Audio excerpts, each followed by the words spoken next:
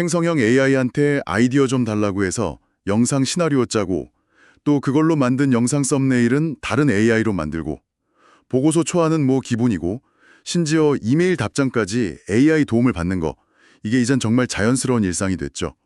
그런데 이렇게 AI를 매일같이 쓰는 우리한테 직접적인 영향을 미칠 법이 곧 시행된다는 사실 혹시 알고 계셨나요?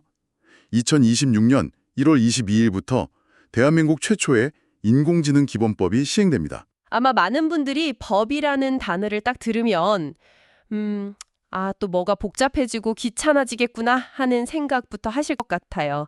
약간 규제라고 생각하기 쉽죠?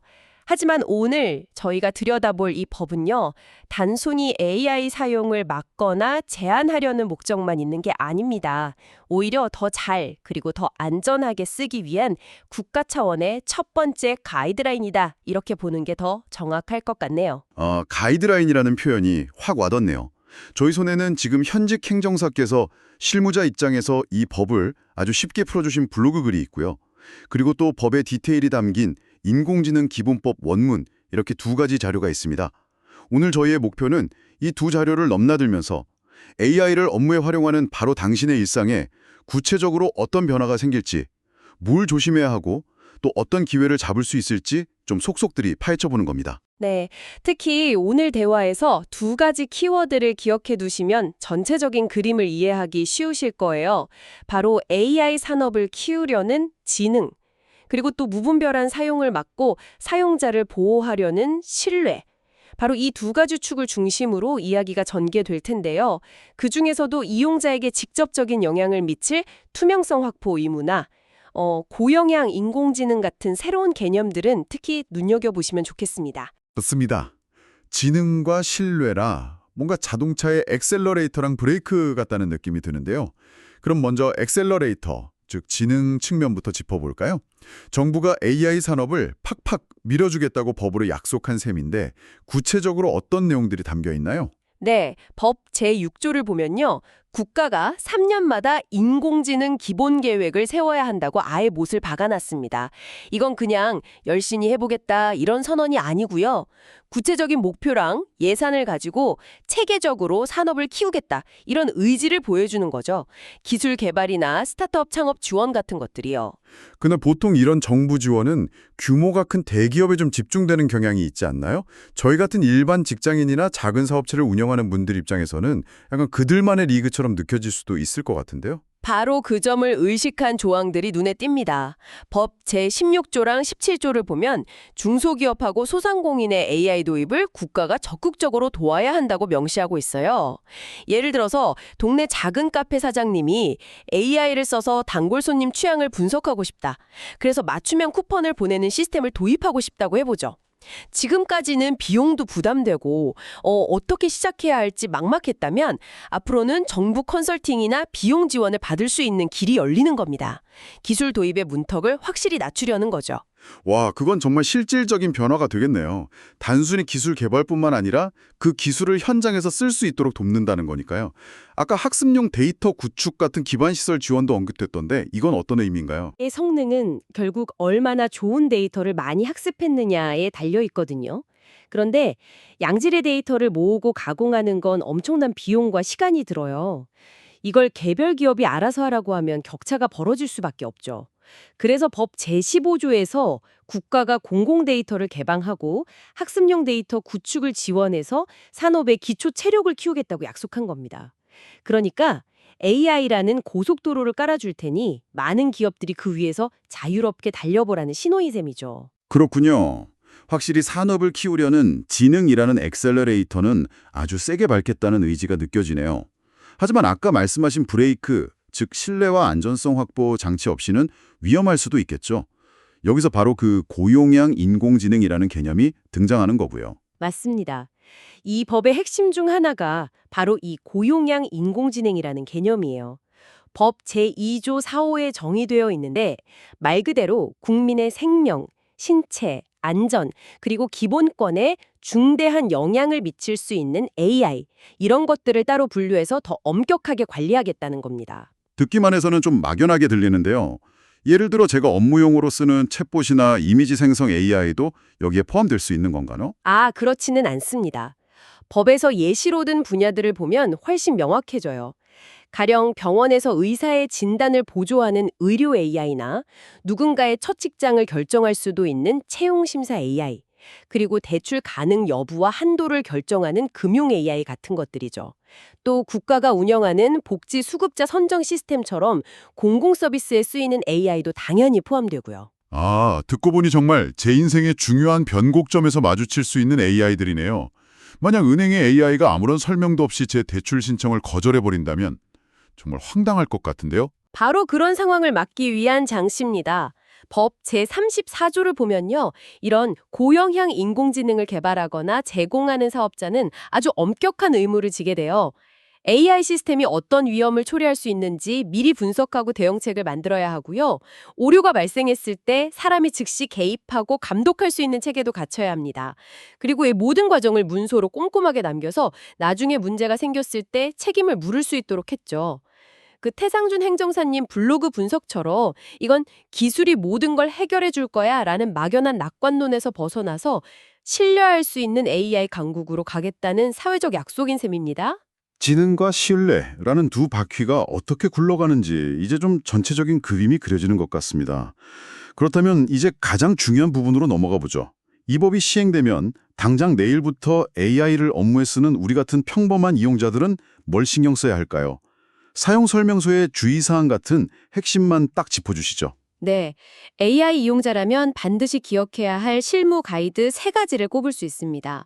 첫 번째는 단연 투명성입니다. 아주 간단하게 말해서 이건 AI가 만들었습니다 라고 밝혀야 한다는 거죠. 그게 의무가 되는 거군요. 예를 들어 제가 AI의 도움을 받아서 제품 홍보용 블로그 글을 썼다면 이제 글 어딘가에 AI 생성 콘텐츠라고 표시해야 한다는 말씀이시죠. 정확합니다. 법 제31조에 명시된 표시 또는 고지 의무인데요. 이게 왜 중요하냐면 정보를 받아들이는 사람이 이건 사람이 직접 쓴 글이 아니라 AI가 데이터를 조합해서 만든 글이구나 라고 인지하고 비판적으로 볼 수 있게 해주기 때문입니다. 특히 언론 보도처럼 보이는 콘텐츠나 여론 형성에 영향을 미칠 수 있는 글이라면 더더욱 이 의무가 중요해지겠죠. 단순히 블로그 글뿐만이 아닐 것 같은데요. 만약 제가 회사 내부 보고서라 거래처에 보낼 제안서 초안을 AI로 작성했다면요. 거기에도 일일이 표시를 해야 하나요? 내부 문서에까지 표시할 의무는 없겠지만 더 중요한 책임이 따릅니다. 바로 최종 책임은 사람에게 있다는 원칙이죠. AI가 내놓은 결과물을 검증 없이 그대로 복사 붙여넣기해서 제출했다가 만약 내용에 오류가 있다면 AI가 그랬어요라는 변명은 통하지 않습니다. 그 문서를 제출한 사람인 당신이 모든 책임을 져야 하죠. 이 법의 시행은 그런 안일한 관행에 경종을 울리는 겁니다. 책임의 소재를 명확히 하는 거군요. 여기서 더 나아가 이용자의 권리도 생긴다고 들었습니다. 설명 요구권이라는 게 있던데요. 네, 법 제3조 2항에 명시된 아주 중요한 권리입니다. 아까 말씀드린 고영향 인공지능이 나에게 불리한 결정을 내렸을 때 대체 어떤 기준으로 이런 결정을 내린 겁니까? 라고 설명을 요구할 수 있는 권리예요. 예를 들어서 AI 채용 시스템이 제 이력서를 서류 전용에서 탈락시켰다. 그럼 기업에 어떤 기준과 절차에 따라 그런 결과가 나왔는지 설명을 요구할 근거가 생긴 거죠. 이건 그동안 블랙박스 안에 가려져 있던 AI의 의사결정 과정을 투명하게 만들고 부당한 차별로부터 국민을 보호하는 핵심적인 안전장치라고 할 수 있습니다. 첫 번째 가이드가 투명성이었다면 두 번째는 뭔가요? 두 번째는 정확성입니다. 특히 AI가 만들어내는 그럴듯한 거짓말, 할로시네이션, 즉 환각 현상에 대한 경계입니다. 최종 팩트체크의 책임은 전적으로 이용자에게 있다는 점을 명심해야 합니다. 할루시네이션, 저도 몇 번 경험해 봤습니다. 너무나 당연하다는 듯이 세상에 없는 판례나 논문을 인용해서 알려주더라고요. 처음엔 정말 깜짝 속을 뻔했습니다. 바로 그게 문제입니다. 특히 법률, 의료, 기술처럼 정확성이 생명인 분야에서는 정말 치명적일 수 있죠. 그 행정사님 블로그 글에서도 아주 실감나는 경고를 하는데요. 만약 변호사나 행정사가 AI가 지어낸 가짜 법 조항이나 판례를 근거로 서류를 작성해서 법원이나 행정기관에 제출했다고 상상해 보세요. 그 전문가의 신뢰도는 그야말로 바닥으로 떨어지겠죠. 사업 전체가 흔들릴 수도 있는 치명적인 타격이 될 수 있다는 겁니다. 생각만 해도 아찔하네요. 결국 AI는 아주 유능하지만 가끔 상습적으로 거짓말을 하는 신입사원 같은 존재군요. 그 친구가 가져온 보고서는 반드시 선배인 제가 한 줄 한 줄 뜯어보면서 확인해야 한다는 거네요. 아주 적절한 비유입니다. AI는 아이디어를 내고 자료를 수집하는 시간을 극적으로 줄여주는 훌륭한 조수이지만 그 결과물의 진위를 판단하는 결재권자는 언제나 사람이어야 합니다. 잘 알겠습니다. 투명성과 정확성, 그럼 마지막 세 번째 실무 가이드는 무엇인가요? 바로 보안입니다. 고객의 민감한 정보나 회사의 기밀을 다룰 때의 이야기입니다. 편리함에 취해서 무심코 저지르기 쉬운 가장 위험한 실수 중 하나죠. 어떤 건지 알 것 같습니다. 예를 들어 고객 리스트나 회사의 영업 비밀이 담긴 문서를 요약해달라거나 번역해달라고 외부 AI 체포 서비스에 통째로 입력하는 경우. 저도 솔직히 급할 때 외부 번역기에 회사 내부 보고서 문장을 넣고 돌려본 경험이 있습니다. 다들 한 번쯤은 있지 않을까요? 이게 구체적으로 얼마나 위험한 행동인가요? 정말 아찔한 경험을 하신 겁니다. 우리가 무료로 사용하는 많은 AI 서비스들은 우리가 입력한 데이터를 또 다른 학습에 활용하는 경우가 많아요. 그 데이터가 어느 나라 서버에 저장되는지, 누가 들여다볼 수 있는지 우리는 전혀 알 수 없죠. 만약 그 문자니에 다음 분기 신제품 출시 계획이나 핵심 고객사의 정보가 들어있었다면 그건 회사의 중요 자산을 인터넷에 공개해버린 것과 마찬가지입니다. AI는 강력한 조력자이지만 정보보안 책임까지 대신 져주지는 않는다는 사실을 절대 잊으면 안 됩니다. 투명성, 정확성, 보안. 이제 AI를 업무 파트너로 삼기 위한 세 가지 철칙으로 마음에 새겨야겠습니다. 지금까지는 법의 세부적인 내용과 당장 우리가 신경 써야 할 점들을 살펴봤는데요. 조금 더 시야를 넓혀서 이 법이 궁극적으로 그려라는 미래의 모습은 어떤 걸까요? 단순히 현재의 문제를 해결하는 걸 넘어서 어떤 사회적 방향성을 제시하고 있는 것 같습니다. 네, 아주 중요한 질문입니다. 이 법은 인간 중심의 AI라는 철학을 곳곳에 담고 있어요. 그중 하나가 바로 디지털 격차 해소에 대한 국가의 책무를 규정한 부분입니다. 법 제3조 4항을 보면 모든 국민이 지능정보 기술의 혜택을 누릴 수 있도록 관련 교육을 실시하고 정책을 마련해야 한다고 되어 있어요. 그 말은 AI를 잘 쓰는 사람과 그렇지 못한 사람 사이에 정보나 기회의 격차가 벌어지는 걸 막겠다는 뜻이군요. 그렇습니다. AI 활용 능력이 새로운 형태의 권력이나 부가되면서 사회적 불평등을 심화시킬 수 있다는 우려가 많았거든요. 국가는 AI 교육을 보편화해서 모든 국민이 AI라는 도구를 능숙하게 사용할 수 있도록 지원하고 그 혜택에서 소외되는 사람이 없도록 하겠다는 겁니다. 장기적으로는 AI 활용 능력이 일부 전문가의 전유물이 아니라 읽고 쓰는 것처럼 기본적인 소양이 되는 사회를 지향하는 거죠. 또 하나 흥미로웠던 점은 정부가 모든 걸 세세하게 통제하려 들지 않는다는 점이었습니다. 민간자율 인공지능윤리위원회라는 걸 만들도록 장려하던데요. 이건 어떤 의도인가요? AI 기술은 발전 속도가 너무 빠르고 적용되는 분야도 각양각색이라 정부가 법으로 모든 상황을 예측하고 통제하는 데는 한계가 있습니다.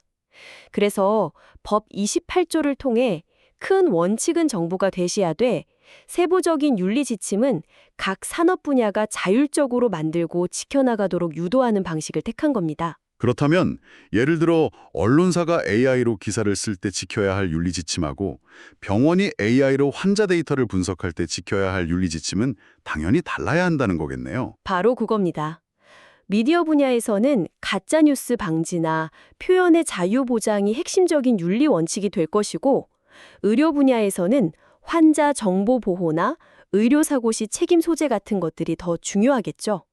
이렇게 각 업계가 스스로의 특성에 맞는 가이드라인을 만들고 그걸 잘 지키는 기업이 소비자로부터 신뢰를 얻는 그런 선순환 구조를 만들려는 겁니다. 하지만 기업들이 정말 양심적으로 자율 규제를 잘 해낼까요?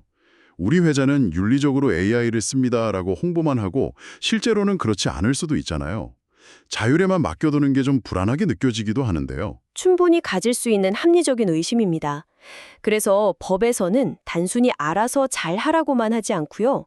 정부가 민간의 자율규제 활동을 지원하고 우수 사례를 발굴해서 확산시키는 역할을 하도록 규정하고 있습니다.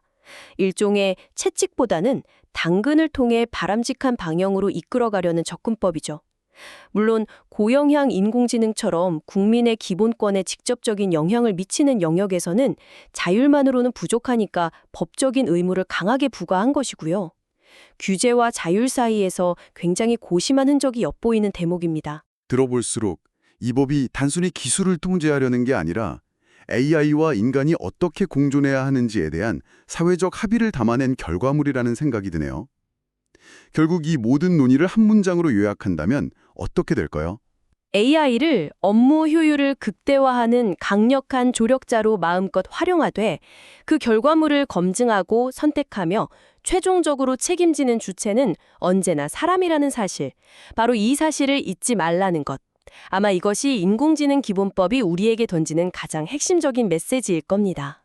오늘 저희는 2026년부터 우리 곁에 다가올 인공지능 기본법에 대해 깊이 파고들어 봤습니다.